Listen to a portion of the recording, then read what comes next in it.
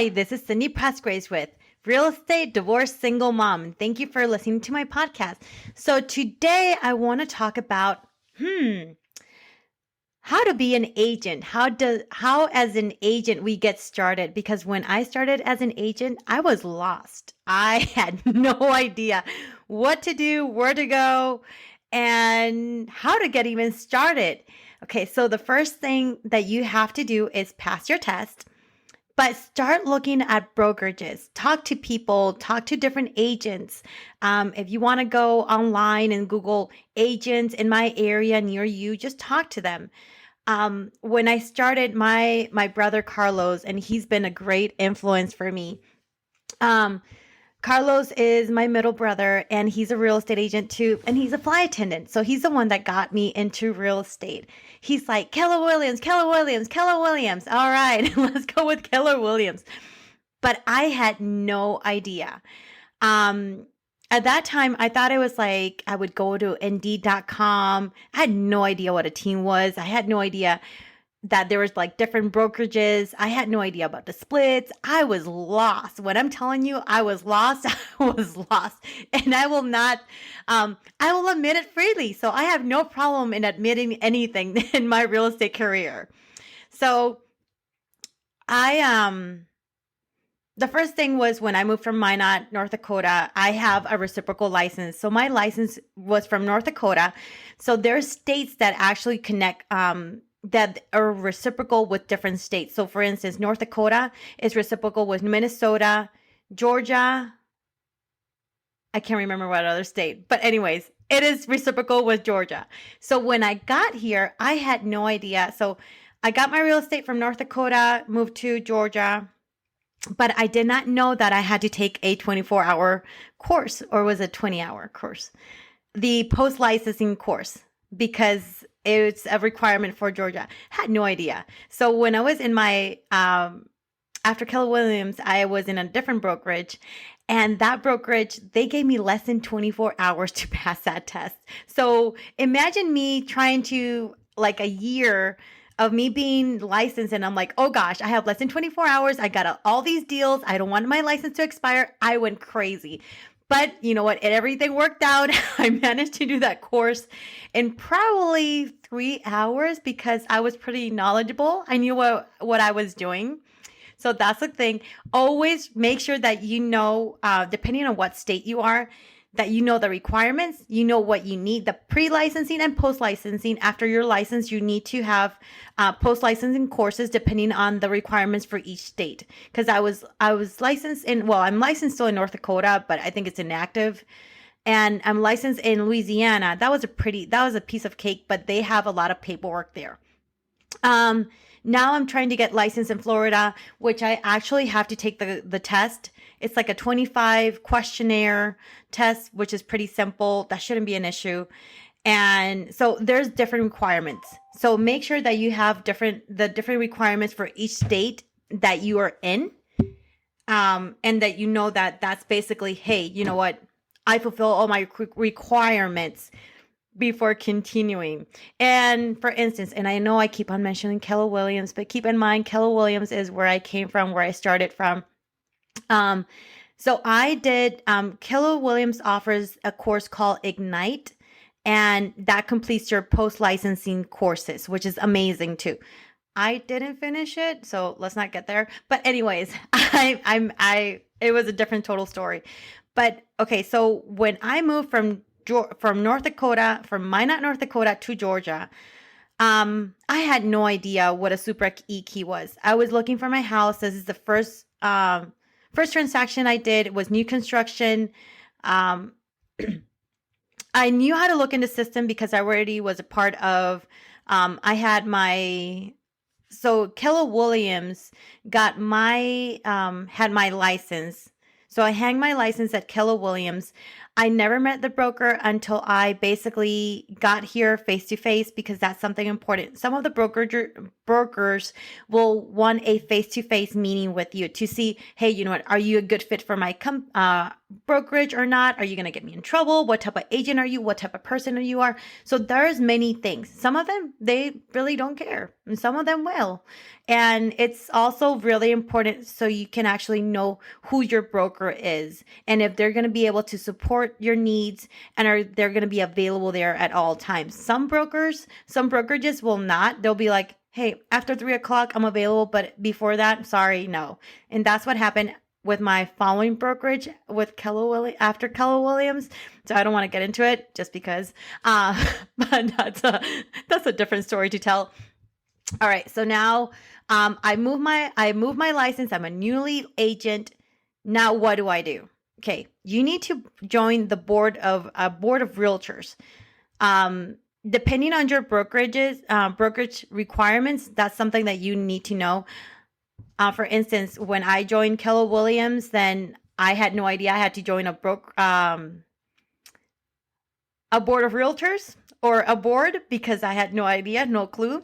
Did not know which board of realtors I was joining, which was, in my case, was Hall County. Then I made a switch to NAMAR, which is Northeast Atlanta Metro Association of Realtors. They are bigger. The reason I made that change was because NAMAR is a bigger board of realtors. They cover, there's so much diversity and they're much bigger and they have much more events, which I love. That's one of them. And then I went ahead and that's when I switched to, was it virtual, maximum one, virtual. And I've been there for, I think it's been 2 or 3 years now. No, wait, I've been there for 2 years because I'll be newly licensed. Well, no, I'll be 3 years licensed here in Georgia. So NAMAR, that's my board. And I also check the fees. The fees are less expensive, which is awesome, but they have a lot of different, they offer much more. Now you also have to make sure that you're downloading the proper programs to open the different type of, like, for instance, when you're a newly agent, you need to download Supra.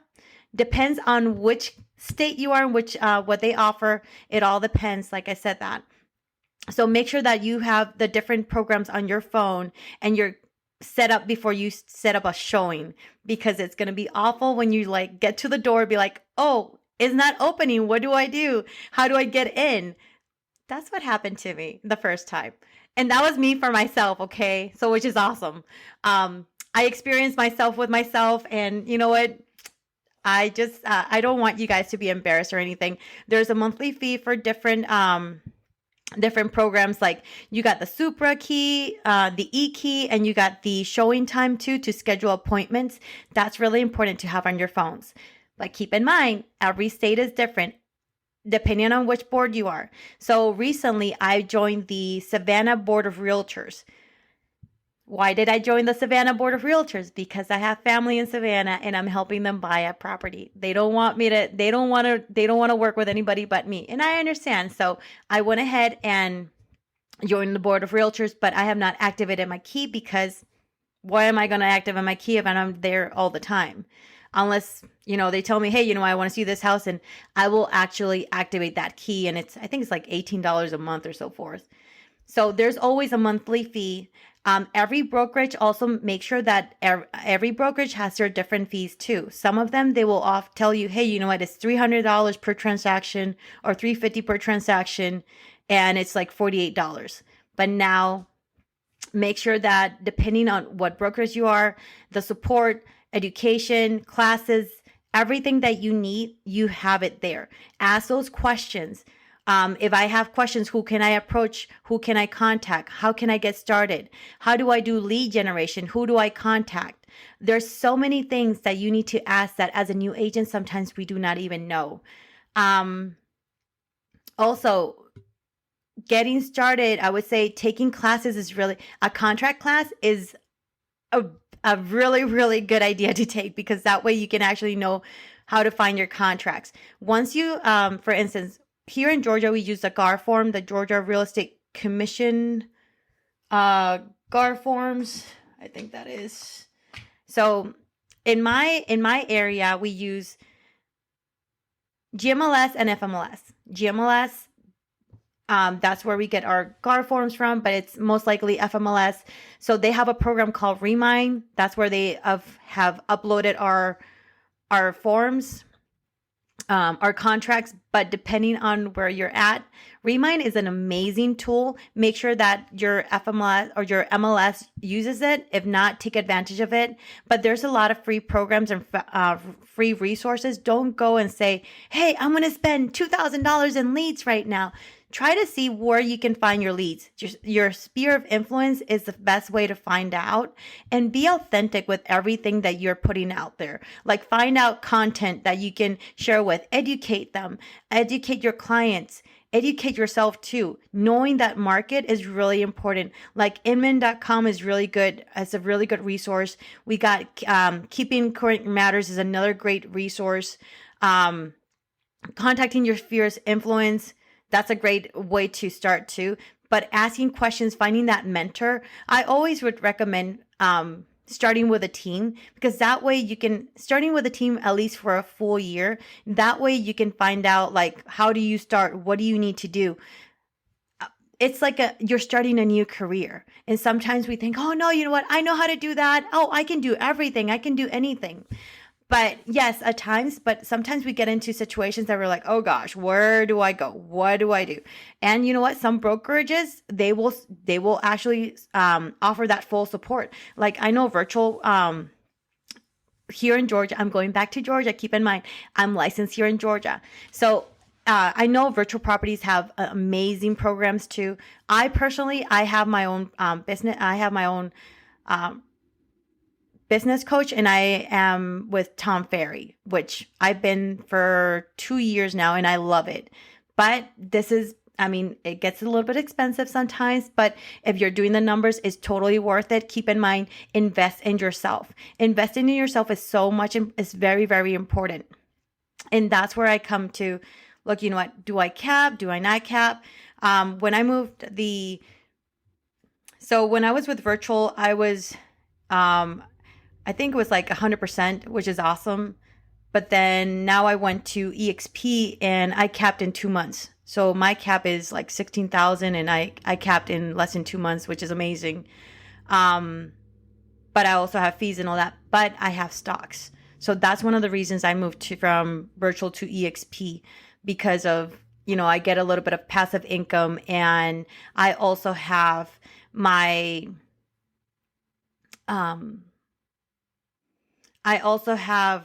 that like retirement plan, so forth and all that, especially with stocks. I'm really huge in stocks too.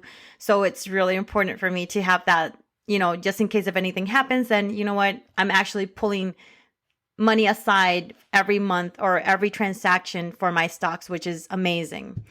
And yeah, that's one of the things. Then finding other agents that you want to connect with, like going to networking events. That's really important. Find out, the board of realtors usually have different events too. You can find, there's also groups online too. There's lab coats. There's, real estate mastermind. I think it is. Let me see. I know in my area, there's Georgia real estate agents, and there might be other ones too. Let me see. I'm going to tell you guys now what type of, some of the groups to join. And there's Realtor Rockstars, Real Estate Mastermind. Well, there's another one, Real Estate Humor, if you want to see the comics and all that, which is awesome. And they have also Georgia Real Estate Agents helping Georgia Real Estate, which is awesome too. But most likely the way I connect is through the Tom Ferry program too. But it's me talking to other agents. Like if I am looking at a listing for a client, then hey, you know what? I connect with that agent and I save their number. And sometimes you're going to have a lot of numbers to save too on your phone. But I would say if you want to make an impact and you want to start from scratch and all that, is making an impact in your community. That's where you have to start. It's a great way to start with different things, getting to know your neighbors. It took me a little bit for me to just start with my community because I was a little bit shy. And I'm like, okay, do I really want to do this? Do I really not want to? Just because I was in my comfort zone and I wanted to just to go ahead and just talk to other people. But for me, it's important to know my neighbors. I have two little ones and I want people to play with. I want to meet other parents too, to meet, like, say, hey, you know what, I know who my neighbors are. I know my community, and I really do know my community really well. So I would say, start with your community. That's the way to start from the inside, from people you know, and start there. And then also make sure that you have a good listing presentation and a good buyer's presentation too. I have a couple ones that I actually developed a because we are in such a multiple offer, or like a unique situation with in this market, which is crazy. So I also develop like offer tips in a multiple offer market here for the luxury and regular people. And then I also have like a VIP program for my buyers. And there's also like, I have a buyer's consultation, but it's like, hey, you know what? This is how much are you willing to go up? Do you have money? Always get that pre-approval too. Do not waste your time if they don't have a pre-approval. Try to connect with other lenders too. That's really important. Lenders, pre-approval. If they have issues with credit, you know what? Just point them to a lender and they'll see, okay, these are the things that you guys need to work with. Having a good communication with a lender that you can get a hold of anytime is really important, especially crucial in this market. Because when you're actually presenting an offer, you need to have that lender letter and you need to have that lender saying, hey, this is what we need. So I know back on I think it was episode 2 or episode 3, connecting with agents. So I'm still working with this client, the one that I've been working for 2 years. I had my lender contact the agent, say, hey, you know what? I have this client is solid. He has over 800 credit score. He has money. He's putting over $100,000 down. Let's go ahead, and he hasn't submitted the documents. All I have is his pay stubs and all that, but he is a solid deal. Unique situation again. This usually doesn't happen. But if a lender calls me and tells me that, look, I will definitely present the offer. I'll let my client know and say, hey, you know what? This is a solid deal. Let's move forward. In this case, the agent has denied that. They want a pre-approval letter. And like I said, this is a unique situation. The property is off the market and the sellers are not in a rush. But in this case, I'm doing my best. So I'll get that pre-approval letter on Monday or Tuesday and just work with it. But like I said, it's making sure that you prepare you're building your buyer for success, not for failure. Just letting them know how the market is and what they're getting into. Lately, I've been pushing my clients, look, just go to with new construction. It's going to be a little bit longer, but you're going to have equity at the end of the day. Some of the builders are now starting to get into accepting offers and going into bidding wars. Some of the builders are increasing the price, or they're not even going through until the third phase in order to get it under contract because of the building prices, lumber prices, everything's going up. Building and supply and demand right now. So that's another thing too. And you know what? Get out of your comfort zone. I would recommend videos. Do videos. Don't say, hey, I'm an agent in your neighborhood and just sell with me. Don't be that type of agent. I know it's going to sound awful, but it is what it is. No, you want to educate your clients. Just come up with things. Find resources that are going to help, like how to list your house. What are the things that you need to go ahead and prepare your property to get it on the market. Like right now, I'm working with a client that they're not going to be listing their property for the next 2 years. And you know what? I went through their property. I'm like, okay, not a problem. But I know I'll be their listing agent. Definitely. Got a contract already. I'm like, okay, 2 years. I don't know how much the price is going to be. I don't know how the market is going to look at. But right now, as current as the information that I've gotten and the information I've read has been like, hey, you know what? We're going to be in a seller's market for the next 2.5 years. And I told her, hey, you know what? This is what I have. This is the information. I shared with her the articles of the reliable resources that I have. And I told her, look, this is what we're looking at. Might be yes, might be no. I'm not so sure. But we haven't even put a price on it because I have no idea. But okay, it's important for you to look at houses too. Once you look at the house, in this case, I was looking at this property and I talked to Chad. Chad, and I'll tell you about him. He is a roofer. He's with a roofing company, and I'll tell you, Chad Henderson. He is with Southern Standard Roofing and Exteriors. So Southern Standard and Roofing Exteriors, Chad Henderson, you can look him up on Facebook. Just tell him that you heard him on my podcast. So these clients, they had said, oh, you know what? I'm actually getting the USA has denied us multiple times on our roof. I'm like, you know what? Nope, I got the perfect person for you. I send a few pictures to Chad. He set an appointment. I send their information, exchange both informations with them. And you know what? She's getting a new roof in the next couple of weeks. So I'm like, yes. So keep that in mind. Preparing your clients for success is really important. Making sure that you look at the property before you even list it is really important. Making sure that it's like you have everything out there. Like I looked at another property. They're looking at listing the property in the next, before football season. They want to be out of it before football season. It's a beautiful property, but they need to finish their basement.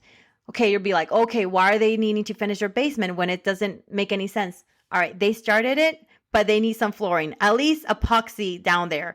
And it will look beautiful, beautifully done. They have a pool. It's a beautiful property, but it's going to be in the 900,000s. But it's a beautiful property, but they still haven't completed those little things. They need to do a little bit of landscaping. So those are the things that people need to be prepared, because once you list a property, it's not like, hey, you know what? I'm just going to go ahead and list it. That's it. No, you need to make sure that your clients are well aware of things that they need to get done in this on the property so they can get highest and best. I understand this market is a little bit crazy, and sometimes they list it as is, and you know what? They deal with it, and some people don't want to do anything. You have to have that conversation up front. What do you want? What are your expectations, and how much you want to go ahead and make from the property? What is your net profit? I also have another sheet for that too. So those are my little things especially when a buyer, now when we go to the buyer side, is getting to know your client. What is their time frame? What is their motivation? Are they pre-approved? There's a difference between a pre-approval and pre-qualification. And yes, pre-approval is when they submitted the whole, all the documents and all that. They're ready to go. And some of these clients can close some of these lenders can close in 10 days, depending on what type of loan it is. But usually it's going to be 21 days to be more realistic and give them more time. So that's a good thing. But it's how high are you willing to go? Like I have this client that I've been working with them for over a year, and I asked them, okay, every time they send me a house, I'm like, yeah, they're pre-approved. Don't get me wrong, but I won't show them a house because they don't have the down payment. And it's not me being mean, but I'm not going to be wasting my time. I tell them, look, you can't afford it. If you cannot put $15,000 down, if you don't have the $15,000 down for down payment and closing costs, I think it's $15,000 to $21,000 right now. And look, I'm not going to show you a house. I'm sorry. But if you're asking for $10,000 in closing costs, then you cannot, right now, you cannot. And if you're looking at a $250,000 home or a $300,000 home, then what are we talking about? I had another client, I actually fired this client because I didn't want to work with her anymore. She was a pain in the butt. But in this case, this client, she was looking at $500,000, $600,000 homes. and her budget, she didn't want to go over 250,000, and I got her under contract 3 times with closing costs, everything was solid, and she was just terminated. You're going to get some of those buyers that they are not ready. They're not ready to buy. They have they're scared. They are scared of buying a property or making that commitment. Keep in mind that making, like, and I always compare real estate with relationships. I know it's going to sound bad at this time, but when you actually make a commitment, like when you look at different houses, it's not about just like looking at houses, but is this going to be the right fit for me? Is this going to be the one that I'm going to see myself for the next 30 years? It's like a relationship. I mean, do you get into the first relationship with the first guy you meet or the first person you meet? Of course not. Are you going to tell them, I'm going to marry you? No, you don't. You look around. And even if I have a client that is looking a year out, I've been working with this other client for almost a year, and I'm actually going to meet them next week. And they're looking at lake properties. And I'm like, look, I told him, look, there's not an issue with that. It is not an issue. I mean, it's like window shopping. Do you go buy the first thing you see? No, you don't. You keep on looking. And that's basically building the relationship and maintaining that relationship with a client, because you're not there pressuring them. Oh, like, oh, you know what? This is basically what I'm doing. You're just looking. Don't worry about it. Just contact me when you're ready. No, building that relationship and making sure that you're there for them. Any questions they have or so forth. Like I have, the follow-ups that I have is like my pipeline.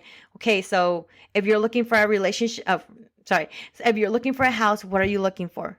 What is your dream home? Like I have another client right now. They're in Florida. I have a lot of clients coming from Florida actually, and California and New York. So I have these clients that are coming from Florida, and they're like, I want a 3-car garage. I'm like, okay, because the reason they want a 3-car garage, we were looking at 2-car garage. 3-car garage was because they're buying their dream car. And I'm like, okay, you need a 3-car garage. That is a no-brainer. 3 or 4-car garage. They want an acre of land at least, and they don't want to be in a subdivision. So I understand what they're looking at, but that's going to be a little. They're in no hurry. They're about to retire, but that's their dream home. So it's always listening to that client, to asking the right questions. And it's going a little bit more like getting to know your ideal client.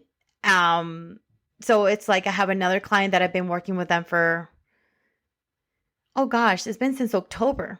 So yes, they're looking for a 4-sided brick home.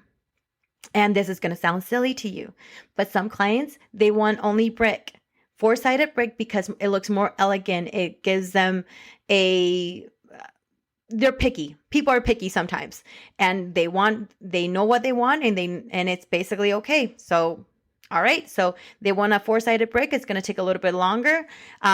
It's a husband and wife making the decision, but they're in 2 different stages. And I'm like, okay, so he sends me the address. I've talked to him so many times, and I look at the seller's disclosure. He asked me, is this a 4-sided brick? If it's not a 4-sided brick, he's like, nope, because his wife doesn't want it. So there's little things like that you have to take into consideration so you won't waste your time. I usually show 3 houses and we're out. We're under contract.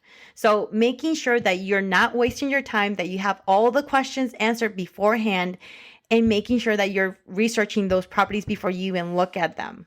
So you guys have any questions? This is Cindy Pressgrace, and this is my podcast of this week. Have a wonderful day.